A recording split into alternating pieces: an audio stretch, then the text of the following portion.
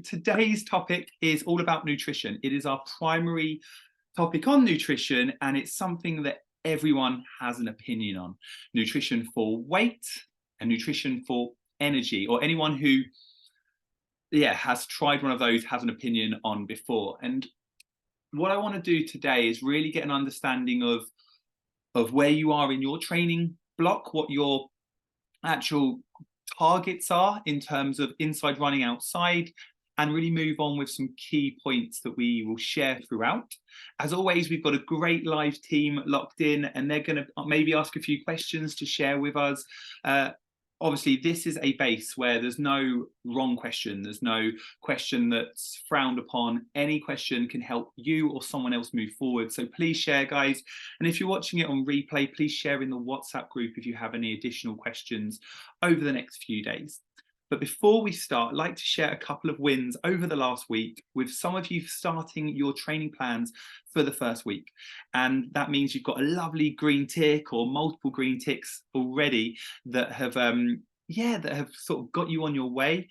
Other individuals and wins you can see in our top corner here, we've got our 10K PBs, and 3 that have established their PBs at ASICS 10K just over the last week. So that's Anisha, Rebecca, and Caroline. Of those 3, I had one that I had to chase up because they were so they were just so confused. They ran so fast. They said, I just put a steady effort in and it came out brilliantly. And it was all about that pacing. Another one sent me a voice note at the finish line, delighted, saying, this is all down to Personify.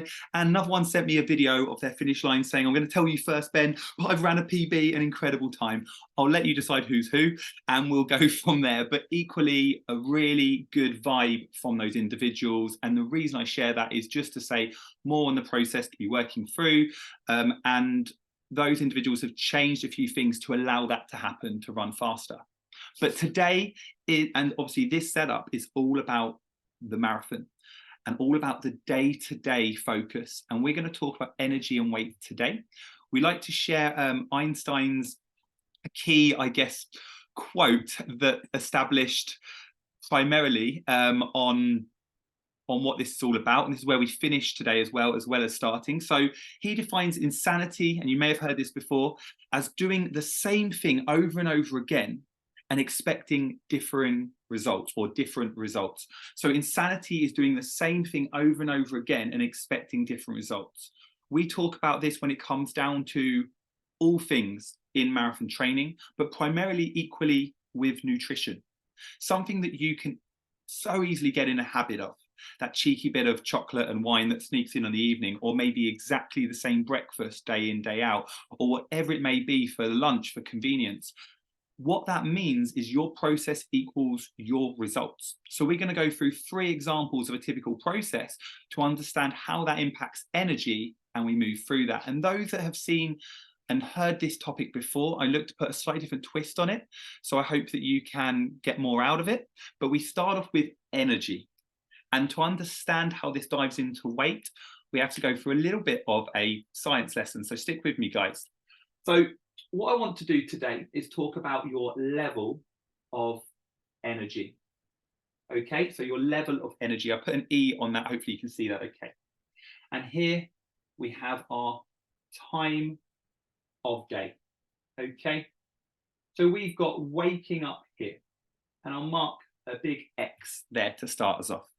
So typically, when you start your day, you would basically be here, which is somewhere between the optimum level and a too low zone. So what this means is you have a couple of choices. You can, 3 in fact, you can choose to miss breakfast, have a light breakfast, have a heavy breakfast. And what you do of those 3 choices kickstarts or limits your day in energy. Okay, so the information I share with you here comes from my background in health to establish a variety of key things in diabetes, heart disease, but also in optimum running energy as well. And today's topic is more about weight management than food during races. That is a separate one we have about carb loading and gels and so forth. So with this, we're looking at day-to-day and weight management and health. So What this means, let's start off with a big breakfast. You've had maybe a couple of drinks, a party, a wedding the night before, and you're feeling a bit worse for wear. You feel like you need a lot of energy. So you wake up here, you've got all-inclusive breakfast. So you go and you have 3 portions of something relatively healthy that you see. You have a nice mixture of a variety of macronutrients, but you have lots of it. What happens here is, as you can imagine, I'll do a squiggly line, as it's not always just straight. We go into this zone, and typically this lasts through to mid-morning lunchtime. We're in this too high zone. Now, non-diabetics at this stage release something called insulin. Now, insulin breaks down what we have going on. We have a lot of calories in our system. Your body goes into survival mode because this is what we've learned to do. So it stores it as fat around the vital organs, mainly the middle, because you've got loads there, your intestines, stomach, kidneys, liver, etc. And what it does there, if you're not diabetic, it releases insulin that allows you to come down into this optimum level. Okay, so if you don't eat any more, your body comes down to this optimum level. But typically, the amount that it's gone above, it comes down into the low zone. And what that means at that stage there, you have stored fat in the high zone, you have released insulin, but your body's under more stress as well. It's having to physically work through all these extra calories, and it doesn't really need to. It's inefficient at this state. Therefore, it's not running well. Okay, guys, give me a nod to say you're still awake. Bonus, love it. That's alive, guys. Hopefully those on replay haven't fallen asleep yet. So then you have a crash. So if you think about a dense amount of calories, this also applies to a really high sugar or extremely high saturated fat portioned aspect. If you are up here, you're going to crash down after that release of insulin. And in this too low zone, let's say we hit around about mid-afternoon or lunch, okay, in this zone here, is we're in a low zone, your body starts to burn muscle, burn bone at an extreme level, but also has cravings. Again, to survive, it wants high energy food. Examples that come up on this training block for individuals that have crashed a little bit or haven't managed to find food or have even started the day without breakfast or have ran and not been able to have protein or good meal after their runs, and they've come into this zone as well on option 2. Those high energy craving foods look like vending machine foods, look like big portions of something healthy, look like things that are going to put you into this too high zone. So you can see what happens there, guys. You come back into this level even higher, peaking up here, and you store more fat. And therefore you have more calories in your body. And let's get this really, really simple, guys. If you have more calories in your body, those calories are more likely, especially over time, to be turned into new body tissue, thus creating a greater level of body mass or weight, as we know. So you'll be heavier, impacting running, okay? So that's just an idea on the energy side of things. If we have low energy, we crave high energy foods. If we have high energy, we store it as fat, okay? But what about the optimum then? How do we go from eating a lot to not eating anything or very little or wasting away to the optimum level so that our energy levels are consistent, our cravings are less, that we actually want healthier food, I guess, and we can hold on to our muscles so we don't have risk of injuries. We can release the fat so we don't have excess fat around that tire, as some people describe the middle range. Well, the key thing is the following. Now, this is not as simple as it sounds, but it's all about the habits we talked about earlier. Whatever you're doing right now leads to your current process and results. In simple terms, we just need to ensure that we are getting a good level of sleep, primarily. These are all about the controllables, right? We're not talking about hormones at this stage, although partly controllable won't go into at this stage. We're talking about what we control on a day-to-day basis. Your timings of meals, the portion size of meals, the variety in terms of your macronutrients, and also the amount of sleep and water you take in. Okay. Some people say that most of those are controllable. So what we're looking for, guys, is a slower line that doesn't quite head over the dotted too high, comes down and up, and just stays relatively flat along this line, as you can see here. All looks like the Loch Ness, I know, but stay with me, guys. So how do we do that? Well, we start our day at a well-controlled based meal. So, and guys, keep the questions coming in because we're going to go through those shortly too. So with that, what does that look like? Well, primarily what we're looking for is something that is portion controlled, as simple as that. So whatever you currently have, is that pushing you into the too high zone? Is that not enough for your day? And that is going to change on a big running day versus a recovery day. I understand that. And we are looking not just for a cheat sheet, we're looking for the key things to establish where you are. So the first step on this, and to understand where you want to go, is to set goals. Cool. Very good, Linda. We'll come to that in a moment. So the first step on the energy side of things is, what is your goal? So there's 3 key goals that people want from weight management: to gain weight, to maintain weight, and to lose weight. So that is often a reason to get into running, to run more, to do with ease, to run less, etc.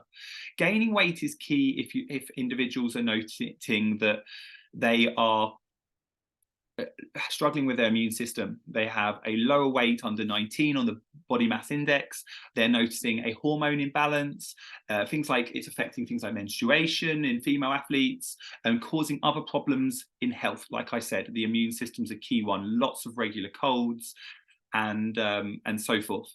Now, in terms of those, that's where we look to gain weight. We look to gain weight ideally through supportive tissue around the muscles, the tendons, and to protect the bones. Okay, so the second goal is to maintain weight. Just like we've mentioned a couple of names already, but there's so much more there. They're reaching their peak levels and they're looking to maintain the weight they're at. This is appropriate for athletes that are in personal best form and are looking to make sure they have effective fueling as they move forwards. The third goal is losing weight, the most common of the 3 and the one that sort of resonates with most of us, especially if we're outside of our PB shape. And a lighter weight can definitely improve running efficiency, but should not be done at a fast rate. It should be done at a steady, consistent rate. So ideally, when we look at how much, we're looking at something along the lines of, when we talk about portions, we're not calorie counting as such, but we're looking for progressions. 500 calorie reduction per day equals a pound of body weight loss per week. So that's 500 calories per day is 3,500 calories a week, which equates to a pound. Now, note that we haven't talked about muscle and bone as such. We're talking primarily about the amount of weight we have here. And this is a topic that can be discussed over a university year or 3 years. It is such an intense one. So I've crammed loads in today and we're about 2/3 of the way through at 15 minutes. So thank you so much for listening to this point. The losing the weight too fast. And this normally comes under the level of a diet that people refer to. I'm going to lose loads of weight and then I'm going to go on holiday, or then I'm going to do my marathon. And that can lead to the following things. We have noticed in Personify Fitness, those individuals that try this have a drop in motivation. It's like perfect, perfect, perfect. No chocolate, no booze, no life, no this. And if that's something that you're used to having and you cut it completely out, that is going to change what normally happens with certain foods, like a hormone imbalance. So, and that's so important. You could have a negative effect on your immune system. You could lapse and then binge and eat the world. I know I did it when I had my teeth whitened and I could only eat white stuff and drink white stuff or see-through stuff. And I ended up having everything that had color in it because of the fact of control. But the main one with running as well is low energy and poor performance, because you're on such a negative drop and because you're living in this low energy state, craving everything with a real imbalance as it goes there. So I want to bear that in mind when we go through this first stage, goal setting. Setting a goal for where you want to be. If that is maintaining weight, then just checking in every 1 to 2 weeks how you're getting on, making sure that we're not dropping off too much with the gain, the extra miles, and we're not overeating because of the extra miles and putting on the pounds, which can often come in. If it's looking to lose weight, it's discussing with your coach how much, by when, and establishing a true process to get there. What are you currently doing? And understanding the next stages. It's very hard to write a nutrition plan for someone who isn't a direct nutritionist, but it's very easy to put a nutrition process in place for someone who knows themselves day in, day out on what they eat, like you. Okay, so because you know exactly what comes into your face, you'll know exactly how to reduce or tune up that itself. The first stage is why. What's the purpose of this? How will this benefit my goal? And that comes down to really goal setting and discussing it with a coach, discussing it with me, discussing with the next stages. And that's important. So that's a little bit of information about the weight, energy, and a real key one. This is not just about food. This is not just about weight. And this comes down to a variety of key factors. This comes down to portions we've already discussed. Portions are too big or you miss meals, then your energy is going to be affected. So we have to make sure that we, one, have an ideal portion. What does that look like? That is different for everyone. But right now, it is related to your goal. If you're looking to lose weight, then you're going to have a smaller portion than you currently are. If you're looking to gain weight, you're going to have a slightly bigger portion than you currently are.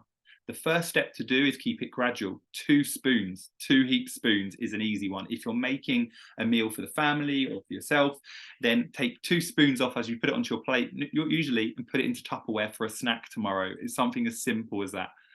And that's ideal for a pet, whatever it needs to be done, okay?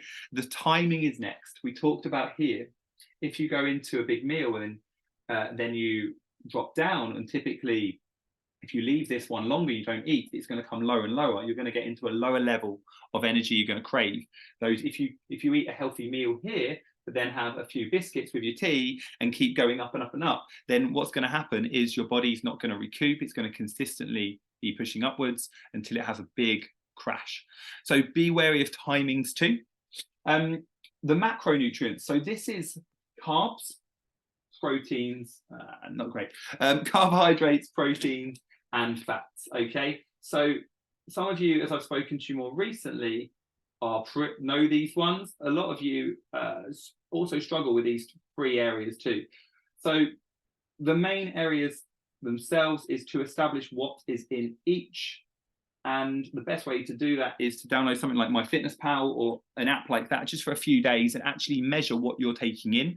And it will give you a macro chart. It will tell you how much carbs, proteins, and fats you're having. You do want to get each of these into a meal. And if you are running more, you want to increase your carbs, as we come on to your question very shortly there, Lyndon. So with this one, frequency, timing, macros, portions are all key. Outside of nutrition, sleep and hydration are critical here. We do have a separate topic on this, but if you are having less sleep than usual, then you will note that you are going to find it a lot harder to eat sort of less high energy foods. Because your energy levels are low, you're going to be craving higher energy foods. You're going to be living up in that too high zone more often than not, unless you're incredibly strong from a mindset point of view and it's only short term. But if it's work or stress or a significant amount of high intensity work late at night, then you're going to note that lots of missed night sleeps or so on and so forth can lead on to a higher energy level, which could lead to this energy drop.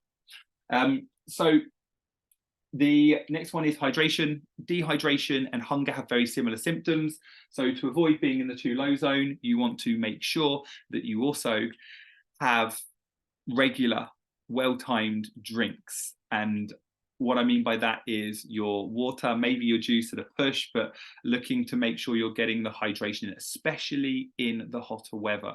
Because if you're dehydrated, typically you'll look to get some energy, and that will come from food. And that looks like looking into a cupboard and going, I don't know what I want. And it's normally because you need a drink. Always go to the drink first to make sure that you're well hydrated.